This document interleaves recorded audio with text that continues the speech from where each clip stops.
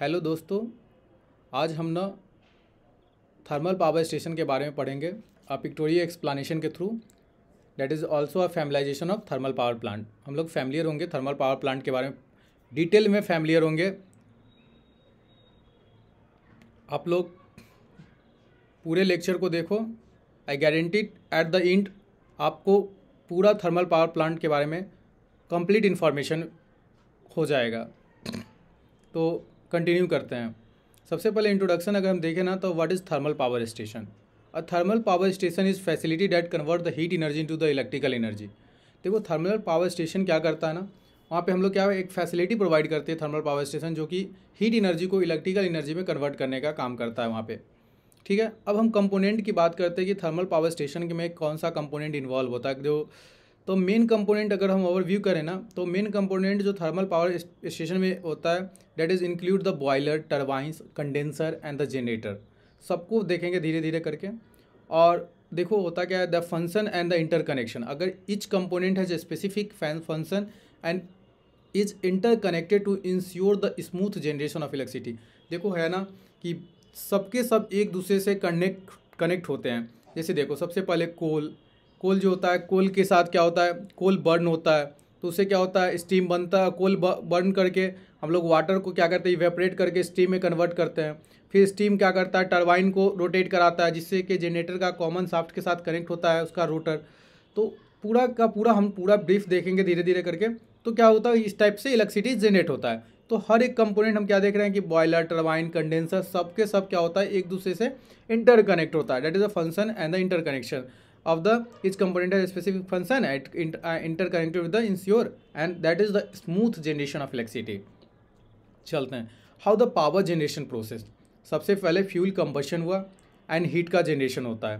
The fuel combustion and heat generation. The fuel combustion produce heat which is use to generate steam. क्या करेगा, जो fuel produce करेगा, जो fuel होगा ना, the combustion of fuel produce heat which is use to generate steam. ठीक है, steam production and utilisation. The high pressure steam is direct towards the turbines cause it to rotates. क्या होगा, high pressure जो steam है वो direct क्या करेंगे हम लोग, टर्बाइन पे उसको टुवार्ड्स करेंगे, मतलब उस पर स्टीम को फ्लो कराएंगे और टर्बाइन को रोटेट कराएंगे, कॉजिंग इट्स क्या कॉज करता है वो रोटेशन का काम करता है। Mechanical to the electrical energy conversion. अब मैकेनिकल और इलेक्ट्रिकल एनर्जी कन्वर्जन के लिए हमारे पास जनरेटर है, जो दुनिया जानती है कि मैकेनिकल और से इलेक्ट्रिकल एनर्जी कन्वर्ट करने के लिए हमारा जनरेटर जो है एक ऐसा डिवाइस, ऐसा हमारा मशीन है जो कि मैकेनिकल एनर्जी से इलेक्ट्रिकल एनर्जी में कन्वर्ट करता है। तो रोटेटिंग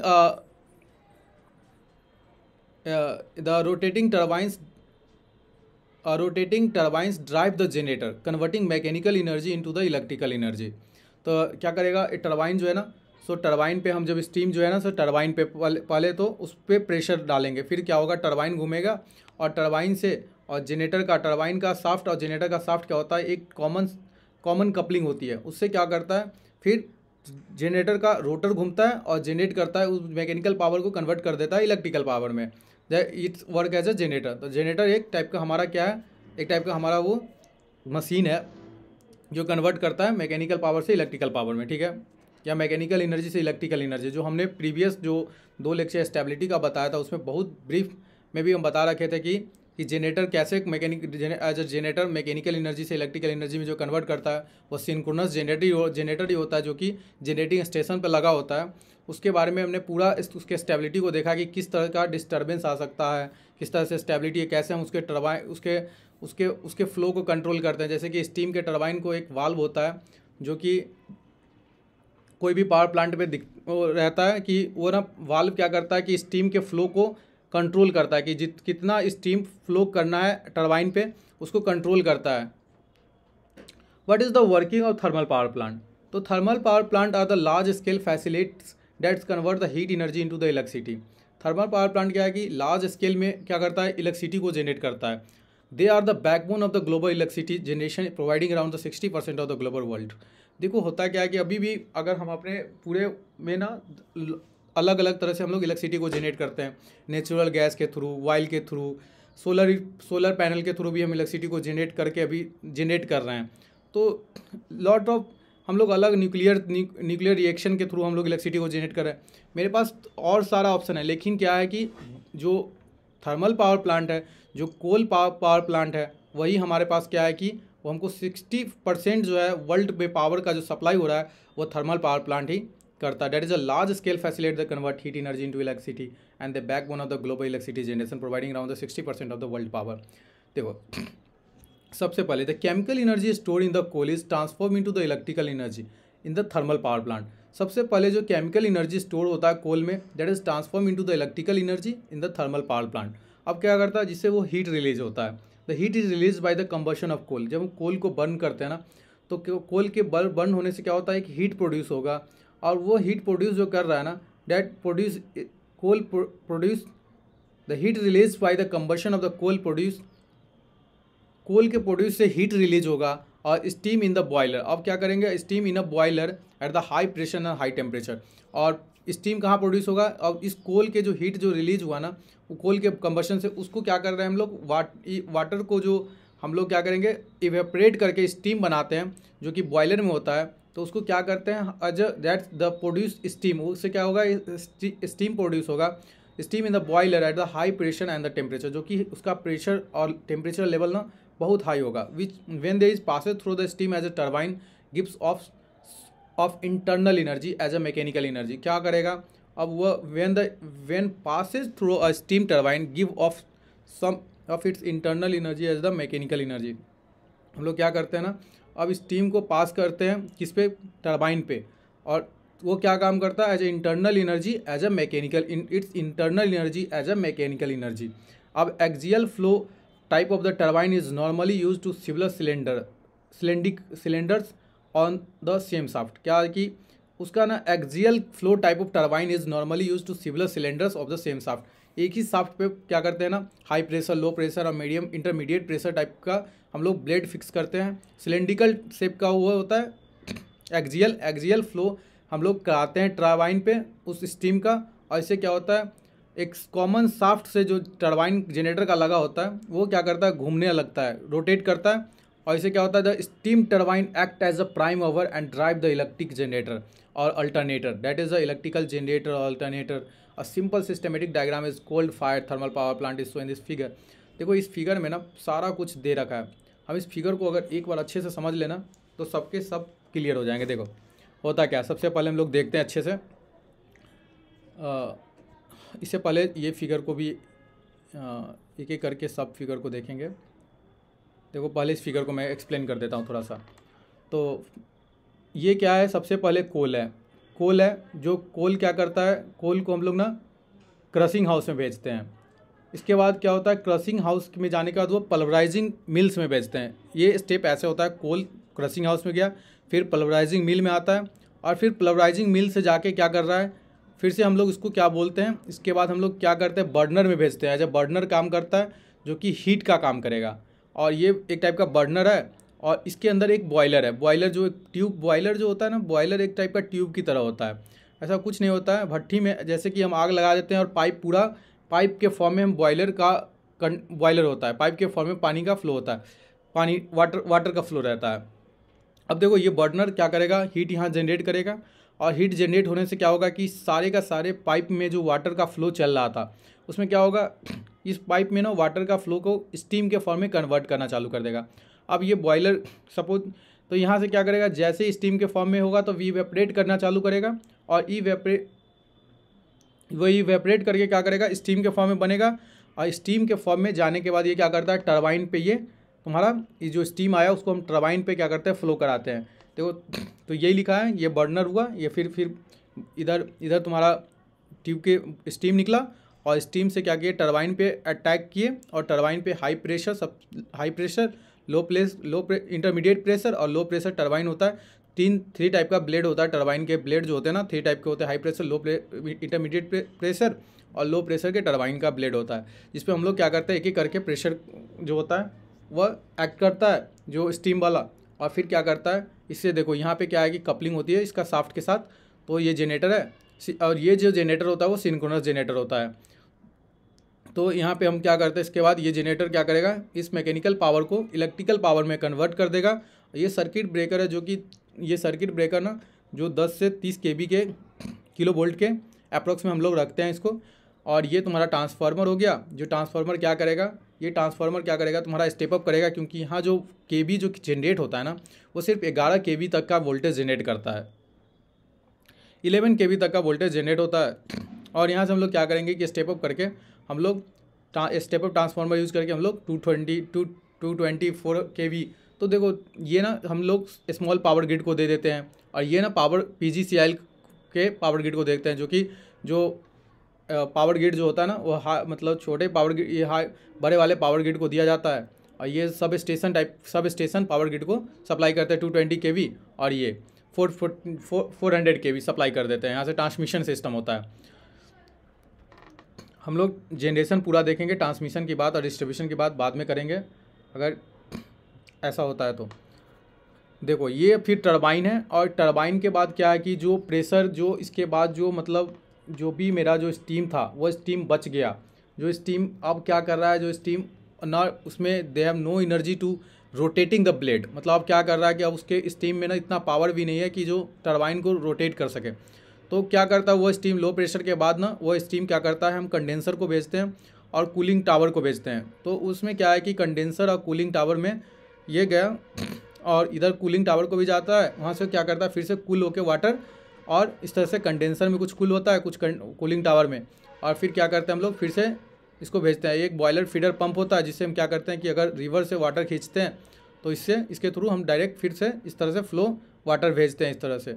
और ये हमारा क्या हुआ, तो ये हमारा क्या था कि पूरा जनरेशन था कि सबसे पहले कोल आया, कोल को क्रशिंग हाउस में डाले, फिर परवलाइज किए, फिर बर्नर के थ्रू उसको हीट करते हैं। ये FD फैन क्या होता है, देखो चिमनी का यूज़ कहाँ पे होता है। ये कूलिंग टावर जो हम लोग सबसे ऊपर में देख रखे थे, ये कूलिंग टावर था, this is a cooling tower. तो ये जो कूलिंग टावर है ना, यहाँ से क्या होता है कि ये जो धुआं की तरह दिख रहा है ना, ये वाटर के फॉर्म में ही इवेपरेट कर जाता है। कुछ ऐसा होता है स्टीम जो हम उसको कूल डाउन नहीं कर पाते हैं, तो कुछ स्टीम क्या करता है इवेपरेट करके एयर के साथ फाइंड आउट चला जाता है।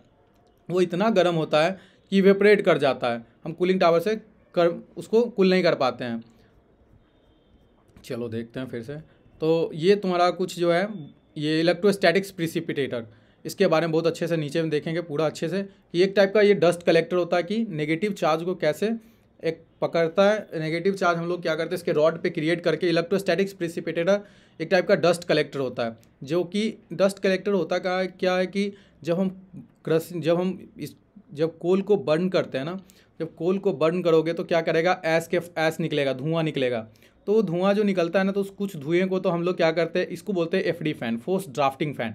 ये फोर्स ड्राफ्टिंग फैन क्या करता है ना, उस धुएं को ना उस भट्ठी में से, जिस भट्ठी में आग लगा है, तो उसमें से क्या करता है उसको खींचता है, उसको उसमें से ना एयर सकिंग की तरह काम करता है। उसमें से ना जितना भी ऐस जो धुआं होता है ना उसको खींचता है, और क्या करता है इलेक्ट्रोस्टैटिक्स प्रिसिपिटेटर के थ्रू सबसे पहले उसको गुजरना पड़ता है, और फिर क्या करता है चिमनी के थ्रू हम उसको स्टैक, उसी को चिमनी भी बोलते हैं, उसी को स्टैक बोलते हैं, उसके थ्रू क्या करते हैं हम उसको रिलीज कर देते हैं। ठीक है, देखते हैं इलेक्ट्रोस्टैटिक प्रिसिपिटेटर को भी अच्छे से देखेंगे एक बार, और भी डायग्राम को और समझते हैं थोड़ा। ये काफ़ी लंबा चौड़ा डायग्राम है और काफ़ी अच्छा भी है, एक बार देखते हैं इसको और कि देखो होता क्या क्या होता है। ये काफ़ी इस फिगर से काफ़ी कुछ क्लियर होगा।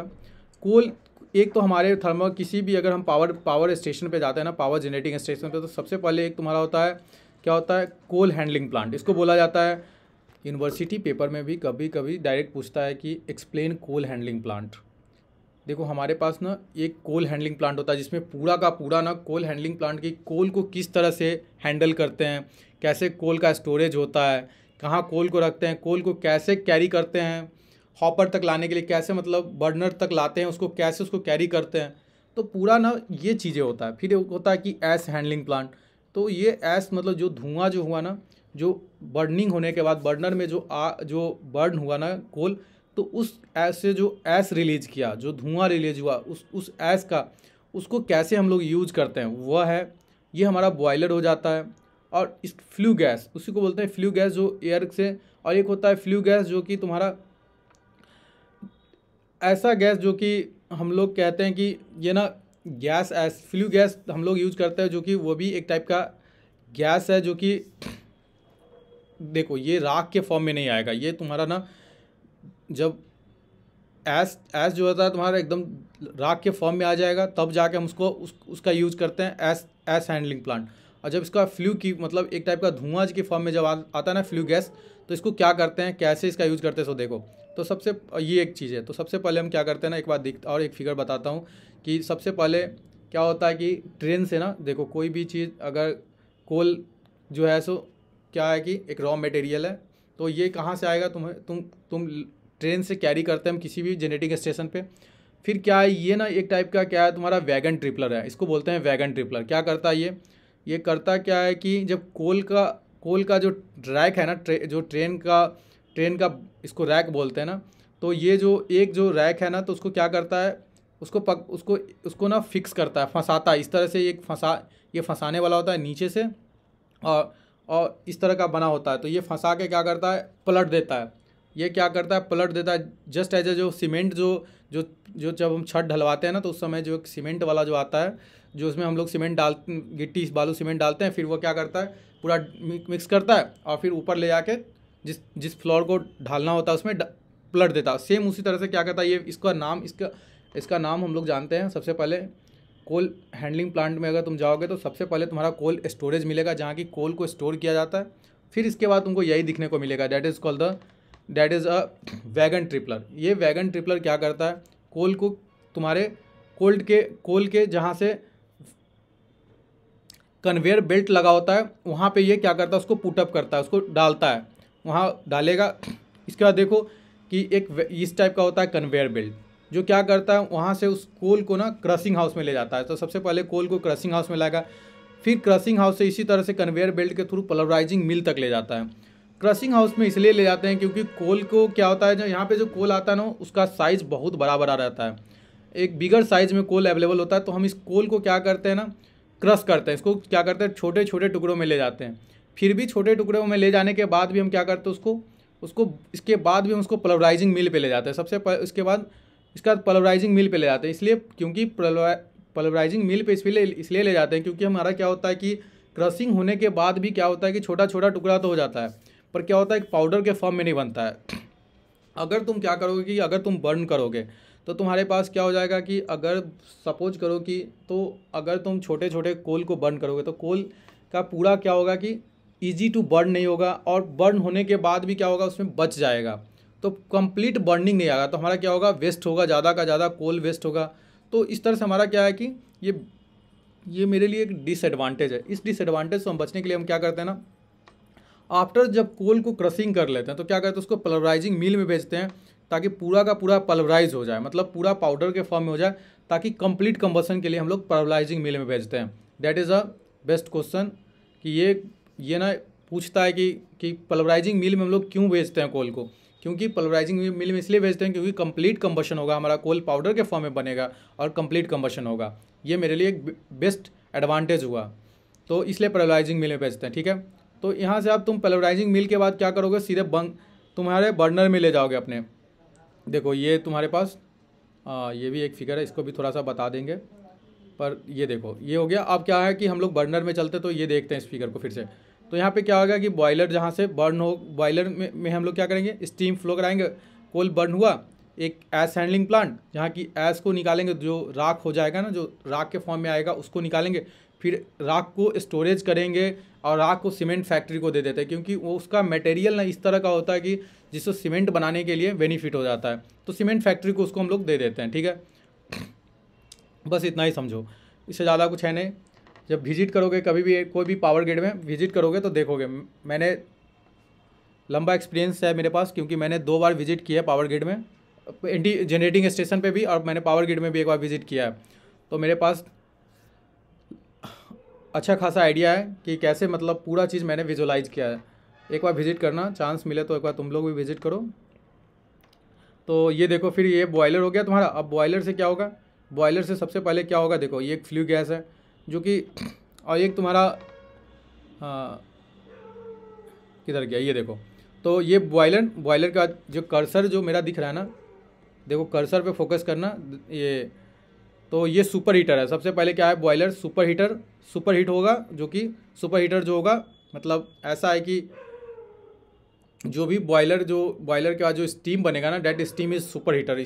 तो यहाँ पे स्टीम बना और स्टीम को हम लोग टरबाइन पे ले गए, फिर अल्टरनेटर और या इसको जनरेटर, फिर यहाँ से इलेक्ट्रिसिटी जनरेट कर ली। ये एक फ्लो तो तुम्हारा ये हो गया। दूसरा फ्लो देखो, ये फ्लू गैस वाला। अब फ्लू गैस हुआ, ये फ्लू गैस क्या करेगा, ये गर्म गैस होता है। ये जो धुआं होता है ना वो इतना गर्म होता है जो कि सुपर हीटर में भी हम लोग इसको यूज कर लेते हैं।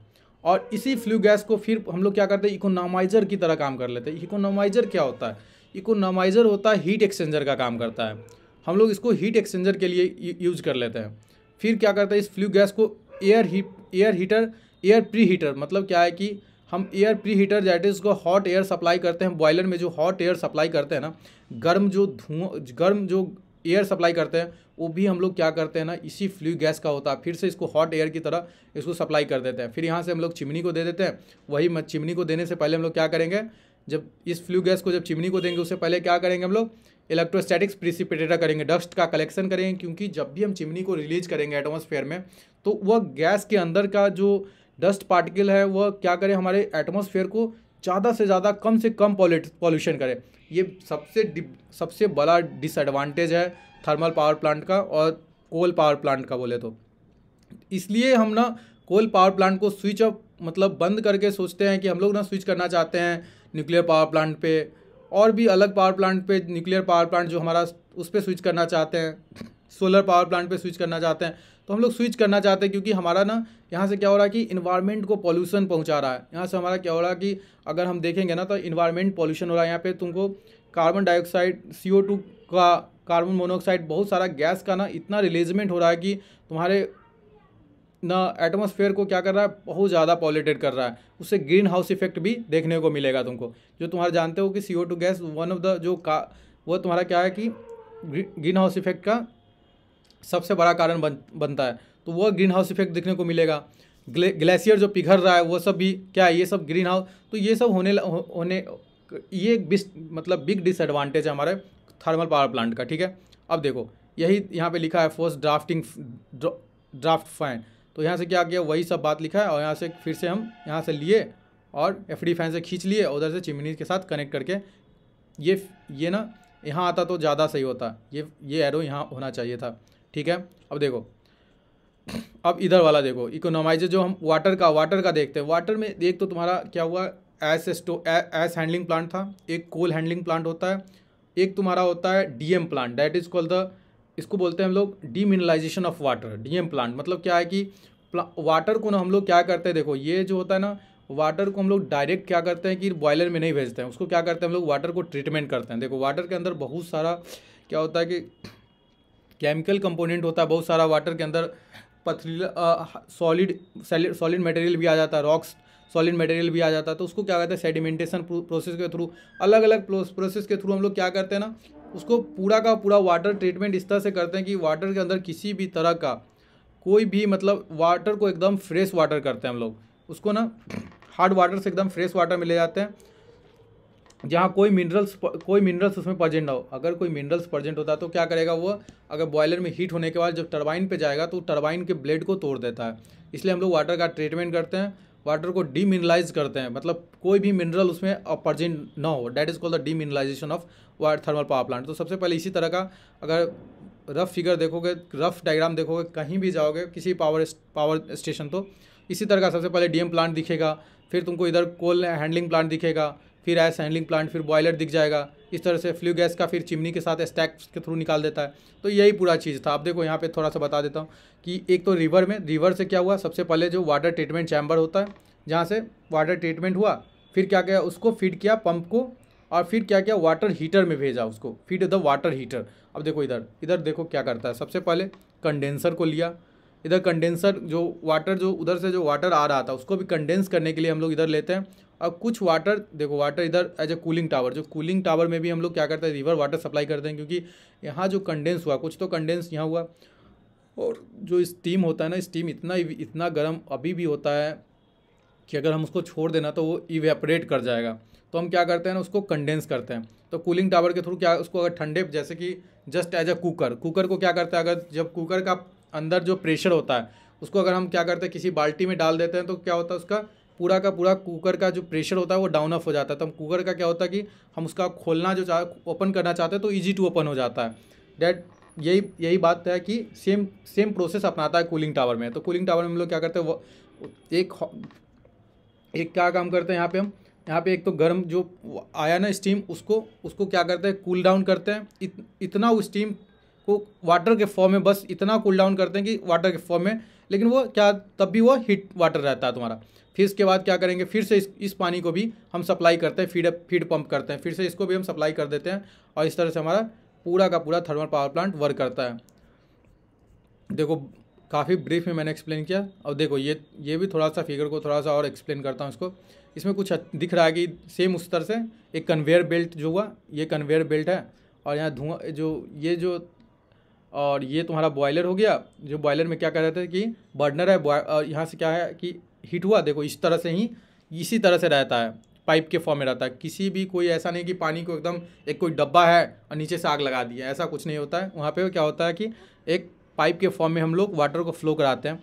और ये फीड वाटर पंप, देखो ये फीड वाटर पंप, और ये क्या है, कंडेंसर वाला है। तो ये कंडेंसर वाला में देखो कि एक क्या लिखा है, सुपर हीटर और इकोनोमाइजर। क्या करता है ना, ये क्या करता है कि सिंपल इकोनोमाइजर क्या करता है, तुम्हारा हीट एक्सचेंजर का काम करता है। यहाँ पे आ गया, जो स्टीम आया वो टरबाइन को गया, फिर जनरेटर को गया, फिर ट्रांसफार्मर से स्टेप अप ट्रांसफार्मर यहाँ लगा होता है, फिर पावर लाइन टावर को देते हैं। यहाँ से फिर स्टेप डाउन करके, स्टेप अप करके यहाँ से फिर स्टेप डाउन करके हम लोग जितना केवी में हमको चाहिए उतना सप्लाई हम कर देते हैं।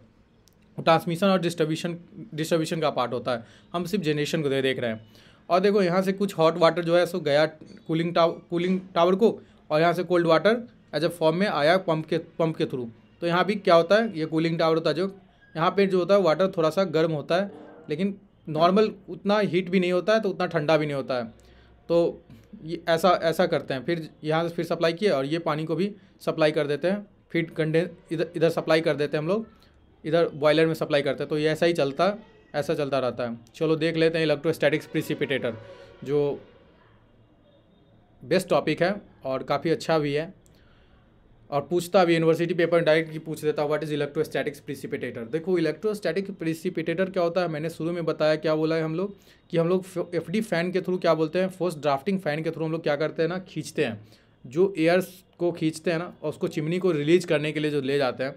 तो चिमनी को जो रिलीज करने के लिए ले जाते हैं ना, तो उसमें जो इनकमिंग गैस होता है उसके साथ कुछ सॉलिड पर्टिकुलेट्स मटेरियल रहता है, जो क्या करता है ना, जिसको हम ना क्या करते हैं, एक टाइप का इलेक्ट्रोस्टैटिक ईएसपी के थ्रू, इलेक्ट्रोस्टैटिक प्रेसिपिटेटर के थ्रू हम लोग क्या करते हैं, उसको फिल्टर आउट करते हैं उस पर्टिकुलेट मटेरियल को। देखो क्या करते हैं, सबसे पहले ये जो रॉड जो दिख रहा है ना, वो नेगेटिव थिन, ये जो रॉड है ना, ये थिन मेटल्स का रॉड है, जिसमें क्या करते हैं लोग, इसमें हम लोग नेगेटिव चार्ज को ना क्रिएट करते हैं। और ये नेगेटिव चार्ज क्या करता है ना, इस जो पर्टिकुलेट्स मटेरियल होता है उसमें नेगेटिव चार्ज डेवलप कर देता है। The negative charge particulate attract to the positive charge metal plate. तो ये नेगेटिव चार्ज में डेवलप कर देता है, और ये सीट जो होता है, वो मेटल का जो सीट होता है वो पॉजिटिव चार्ज होता है।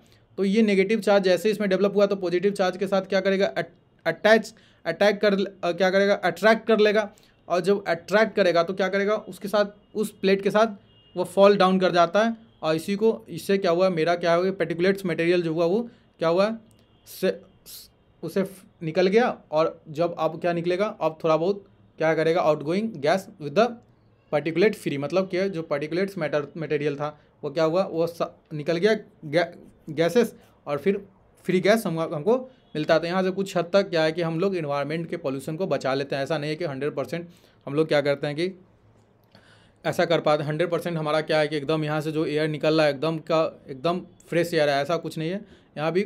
लेकिन यहाँ पे क्या है कि कुछ हद तक हम लोग पॉल्यूशन को कंट्रोल कर लेते हैं जितना, मतलब अब सपोज करते हैं कि इसमें अगर 1000 था ना, 1000 पार्टिकल्स था, तो तुम कह सकते हो कि सबके सब 80-85%, मतलब जो 90-95% लोग सेपरेट आउट कर लेते हैं, और 5% क्या है कि रिलीज होता है इसके साथ, जो कि गैस के फॉर्म में, अगर हाईली गैस के फॉर्म जो रिलीज कर ही जाता है।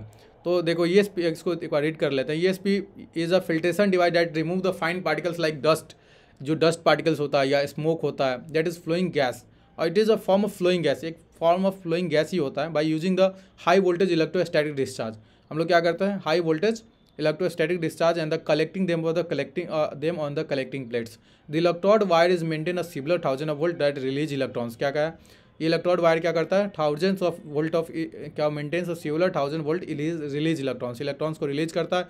ये इलेक्ट्रॉन्स क्या करता है, डस्ट पार्टिकल्स को नेगेटिवली चार्ज देता है। This electrons attach to the dust, वो क्या करता है, अटैच होता है डस्ट पार्टिकल्स के साथ and give them the negative charge, and then the collecting plates then attract negative charge dust particles, and the dust particles fall down, and this phenomenon is your electrostatic precipitator.